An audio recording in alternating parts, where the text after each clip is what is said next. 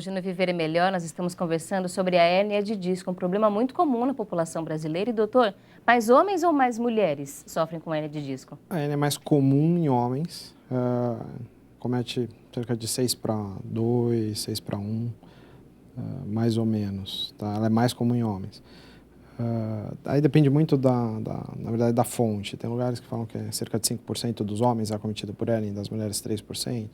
Outros lugares mais, mas aí é variável. Os homens ainda são a maioria? Ainda são a maioria. A gente falou um pouco no bloco anterior sobre fatores que estão colaborando para o aumento da hérnia de disco.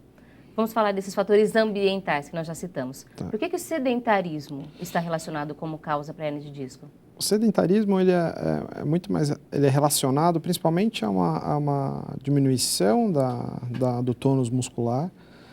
E a coluna funciona como se fosse um guindaste, né? No qual o peso ele vai passar pelo centro da coluna e pela porção muscular. Se a gente tiver uma musculatura que estiver em dia, com um tônus adequado, esse peso, essa força que passa pela coluna, com certeza vai dividir. E você vai ter uma sobrecarga menor sobre as estruturas da coluna. Isso inclui os discos, inclui as facetas articulares e mesmo os ligamentos, tá? Então, assim, a hérnia de disco em si não tem relação direta com o sedentarismo, mas com certeza a dor... O estilo de vida da pessoa sedentária que acaba colaborando para que ela tenha problemas na coluna. Exatamente. A obesidade também ou ela já tem uma relação mais direta com problemas na coluna? O sobrepeso e a obesidade, eles têm funciona da mesma maneira. O excesso de carga, a coluna lombar, principalmente, que recebe toda a carga que está acima dela, ela pode estar sobrecarregada em caso de sobrepeso, no caso de obesidade, e com certeza isso está relacionado a um excesso de carga nos discos, nas facetas, e que pode promover a degeneração do disco, sim. E envelhecimento? Envelhecimento hoje, o envelhecimento ele é provavelmente a principal causa de degeneração da coluna. Se você pegar uma população acima de 80 anos, com certeza vai ter algum grau de degeneração. Muito difícil pegar um exame normal de um paciente já acima dos 60, 70, 80 anos de idade. Então, o envelhecimento e o processo de degeneração ele é parte do envelhecimento normal do ser humano. Ele vai acontecer de maneira mais ou menos rápida e de maneira mais agressiva em termos de compressão de alguma estrutura importante. E aí entram os fatores genéticos e ambientais, eles entram muito nisso. A gente está falando então de fatores que estão relacionados, mas que não são causas diretas. A gente fala então como principal causa de hérnia de disco, genética, história familiar? A história familiar é muito importante. Hoje em dia, acho que nós temos como um conceito básico que a história familiar ela se não um dos mais importantes fatores para a hérnia de disco e para doenças prolongadas da coluna que não tem uma resolução tão rápida. Isso até porque no meu consultório a genealogia das doenças da coluna dos pacientes, a história familiar, ela é muito importante, ela faz parte da minha propedêutica, com certeza.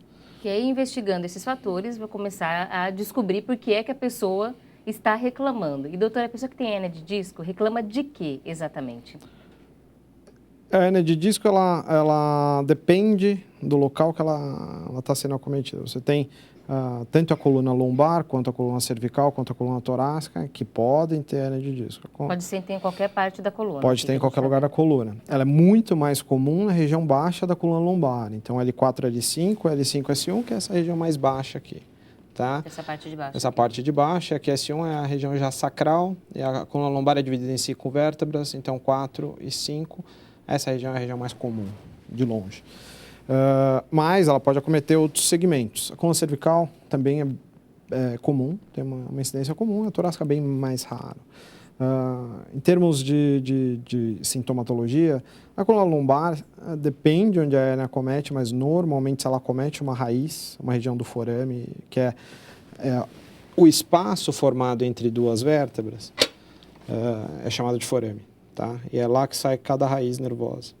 Cada raiz inerva uma região diferente do corpo. No caso da coluna lombar, ele vai inervar as pernas e uma região diferente das pernas. Quanto mais alto, e assim vai descendo e tem uns locais específicos, tá? Quando você tem uma hérnia que acomete essa região do forame, que é a região ou encosta na raiz nervosa, ele vai causar sintoma naquela raiz específica. Então, no caso de L4, L5, L5, S1, pode dar uma dor na região lateral da perna ou no dorso do pé. E é uma região... é mais específico e dá uma dica para o especialista, para o médico, de que região está sendo acometida e aonde que eu vou procurar o problema nos exames de ressonância magnética. Tá? É muito comum as pessoas reclamarem de dor na perna mesmo. A dor... Existem duas entidades diferentes. Uma delas é a lombalgia, que é a dor axial, que a gente chama que é a dor na coluna lombar, na região lombar. E a outra é a lombociatalgia, que é o acometimento do nervo ciático, que é aquela dor que irradia para a perna, tá? Elas são coisas diferentes e podem estar acontecendo ao mesmo tempo, tá? Você pode ter tanto dor lombar quanto dor ciática associada. Pelo mesmo motivo? Pelo mesmo motivo ou motivos similares, porque a doença na coluna, ela não tem um único, normalmente ela não comete um único segmento. Ela é a doença do órgão todo. Então, tanto que até algumas doenças lombares cursam com doenças cervicais ao mesmo tempo, e às vezes a gente tem até que procurar outros tipos de acometimento, tá? Já na região cervical, quando você tem uma hérnia cervical e acomete a raiz, normalmente você vai ter uma irradiação para o membro superior, tá? E isso se é uma hérnia lateral, centrolateral, e que não tem o processo de degeneração todo, que inclui osteoftose, que são os bicos de papagaio, que todo mundo fala, e aí, que normalmente acometem pacientes mais velhos, e aí pode acometer uma outra doença chamada estenose, que é quando o canal vertebral está diminuído. Tá? Quando o canal vertebral está diminuído, o sintoma vai ser completamente diferente. Mas se a gente pensar em hérnia de disco, a região cervical vai ter uma irradiação para o membro superior, a região lombar para o membro inferior, que são as pernas, e na região do tórax pode irradiar para as costelas. Tá? E mais ou menos essa é a propedêutica o raciocínio que a gente tem para ir procurar a causa. A característica dessa dor é de uma dor persistente ou uma dor que vem aguda e depois desaparece? Geralmente a dor da hérnia de disco é uma dor aguda, tá?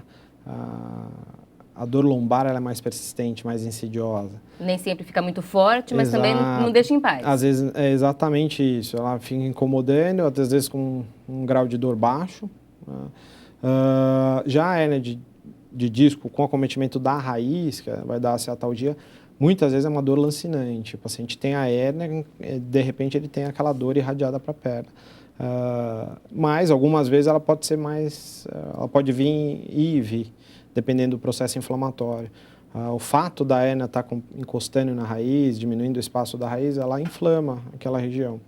E ele piora, melhora de acordo... O organismo, ele tenta se adaptar. Faz parte do processo natural do organismo tentar se adaptar. Inclusive, em alguns casos, principalmente pacientes mais jovens, uma reabsorção parcial da hérnia pode acontecer. O próprio corpo dá conta de resolver. Dá conta de resolver o processo. O frio interfere? A maioria dos pacientes reclama mais durante o frio. Que tem mais dor no frio. Com certeza. Provavelmente interfere em termos de contratura da musculatura, talvez tenha uma dor... sensibilidade maior. Uma sensibilidade aumentada dos nervos periféricos, com certeza. Mas não tem uma evidência clara em termos de estação do ano, que tem mais dor ou menos dor, ou mais ano ou menos ano. Em quais situações essa dor pode piorar? Depende muito da causa, na verdade, né? Mas em caso de hérnia de disco específica, aquela hérnia clássica que acomete, que dá dor ciática, que é a dor da perna, principalmente pacientes que levantam peso, tá? Então, levantar peso, excesso de carga axial, que a gente chama. Então, academia que faz agachamento, excesso de peso que vai incidir sobre a coluna, ele pode aumentar realmente a pressão dentro dos discos, aumentar o material herniado e, com isso, causar mais dor. Tá? São os principais fatores assim, que são evitáveis, que a gente orienta os pacientes a evitar para evitar ter dor. A gente tem algumas perguntas já para responder da nossa audiência. Antes de ir para o intervalo, agora, a Paula Gomes, de Salvador, na Bahia, que participou do programa, perguntando, doutor, se crianças podem desenvolver a hérnia de disco e quais são as causas da doença na infância? Obrigado pela pergunta. Olha, é muito raro criança ter hérnia de disco, tá? Mesmo que seja histórico familiar? Mesmo com história familiar, é muito, muito raro. Adolescentes, de vez em quando, a gente vê um ou outro paciente, mas também é muito raro, tá? Realmente, as hérnias de disco em pacientes jovens, ela tem muito relação com trauma. Então, uma queda de altura ou um acidente automobilístico pode ter relação. Isso sim.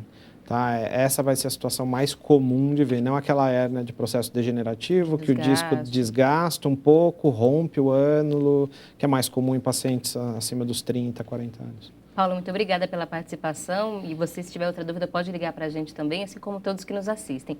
Já agradecemos a Neide Tavares, de Campos do Jordão, São Paulo também. Olá, Neide, obrigada. No próximo bloco a gente já responde também a sua pergunta sobre o nosso tema. Peço licença ao nosso convidado um instante. Antes de ir para o intervalo, agradecemos mais uma vez a audiência e a participação de todos para o Momento Ecumênico de Preces. Os nomes serão lidos já aqui no programa. Você que nos assiste já participou? Peça por você, peça pela sua família. Vamos juntos nos fortalecer para que nós consigamos fazer escolhas boas na nossa vida. A gente falava no bloco anterior sobre a importância de nos mantermos ocupados. E isso afasta problemas para o corpo e para a alma.